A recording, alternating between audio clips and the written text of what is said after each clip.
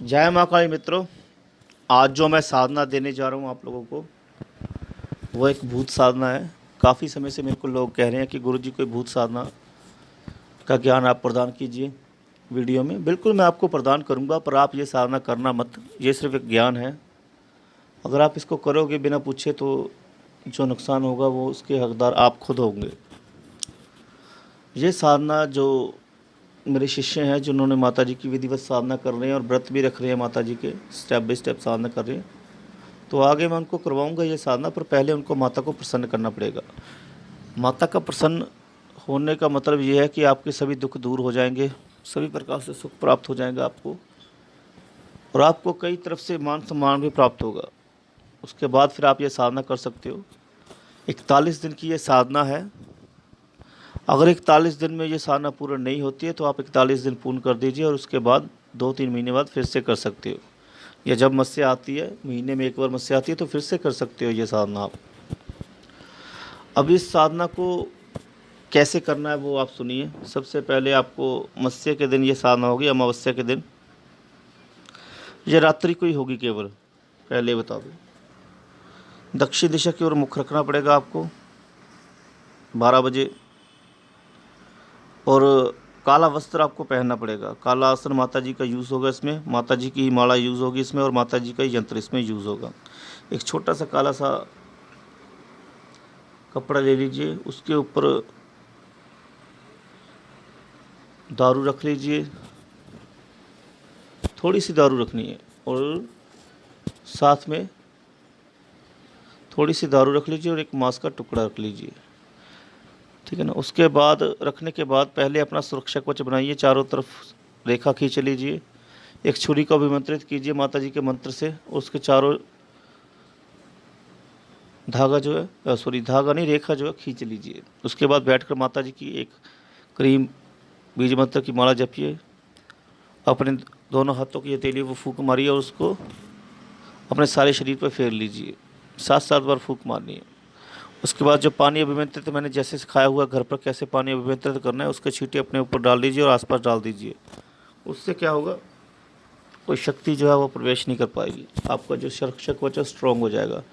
उसके बाद माँ काली जी का एक कवच भी आता है, वो भी मैं जल्दी अपलोड कर दूंगा। वो कवच भी आप व्रत में जप करते रहेंगे तो अच्छा है, तो और भी ज़्यादा शक्ति बढ़ेगी। पर अगर नहीं अभी तक कवच सिद्ध किया हुआ तो माता जी का मंत्र ही आपकी रक्षा है, सबसे बड़ी रक्षा करेगा, ठीक है ना। और माता जी के कवच से इतना ही फल उसका मंत्र का होता है जो आपको सिखाया हुआ है मैंने, एक अक्षरी बीज मंत्र। चलो अभी मैं साधना भी बताता हूँ। माता जी का यंत्र रख लीजिए पास में। संकल्प कीजिए दाहिने हाथ से कि जल देवता जी को साक्षी मान के मैं संकल्प लेता हूँ कि आज से मैं 41 दिन तक भूत को वश में करने के लिए भूत वशीकरण मंत्र का जप करूँगा। यह मैं आज से रोज़ 41 दिन तक 51 माला जप करूँगा, और जप करने के बाद मैं वापस अपने घर चला जाऊँगा, और पूर्ण ब्रह्मचर्य के साथ रहूँगा 41 दिन तक मैं, ठीक है ना। यह मंत्र जब सुन लीजिए आप, मंत्र भी बता देता हूँ आपको। मंत्र सुनिए। ओम क्रीम भूताय वश करी मम आज्ञा पाल्य पाल्य ओम क्रीम नमः। फिर से सुन लीजिए ध्यान से। ओम क्रीम भूताय वशम करी मम आज्ञा पाल्य पाल्य ओम क्रीम नमः। इसमें कोई टेंशन लेने की जरूरत नहीं कि वशम बोल दिया कि वश बोल दिया है। आप दो जो मर्जी बोल सकते हैं, वश बोल लोगे तो अच्छा रहेगा, ठीक है ना। भूताय वश करी ऐसे बोलिए, ठीक है ना। वो मैं इसलिए बोल रहा हूँ ताकि आप 2 बार मैंने अलग अलग बोला तो आप को किसी प्रकार का मिसअंडरस्टैंडिंग ना हो जाए, ठीक है ना।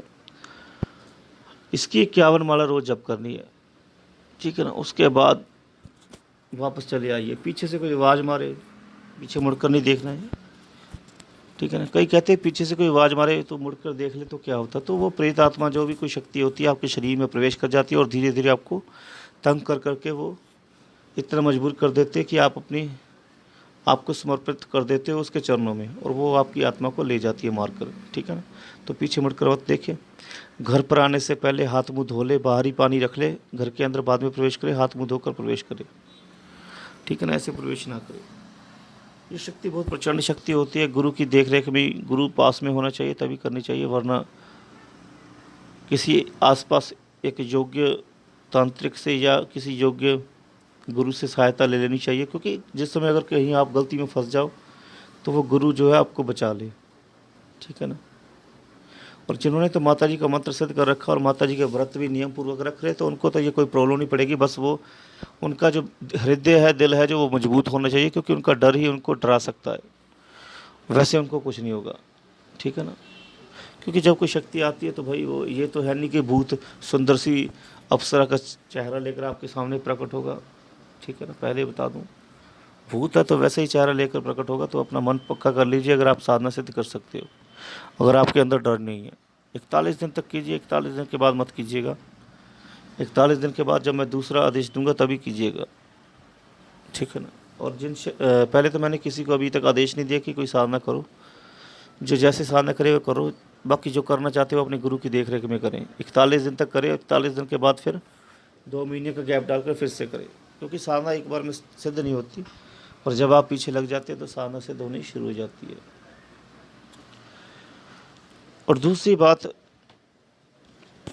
ये प्रेत जो है ज़्यादातर ये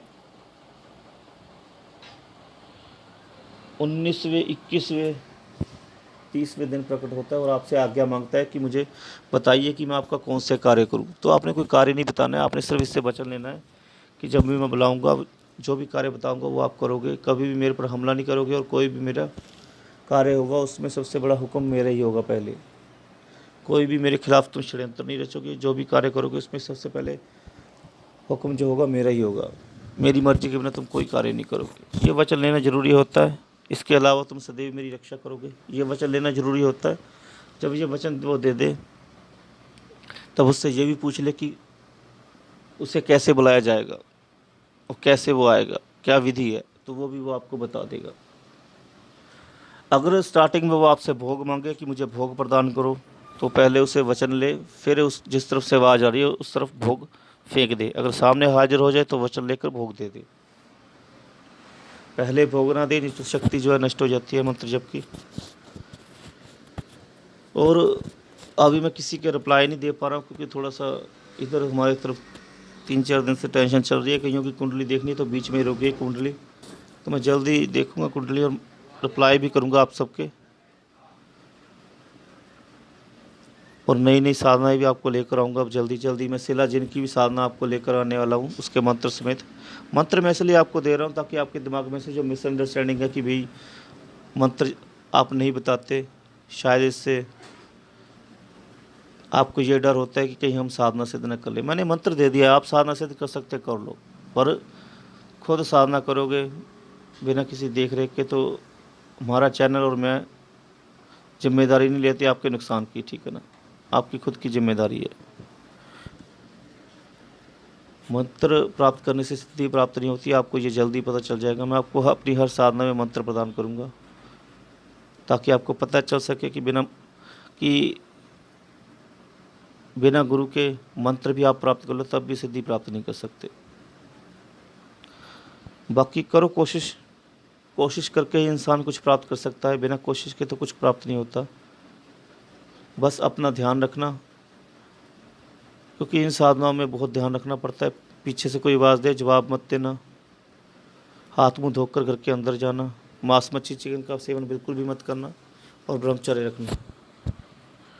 जय माँ काली, माता आपको सभी प्रकार के सुख प्रदान करे।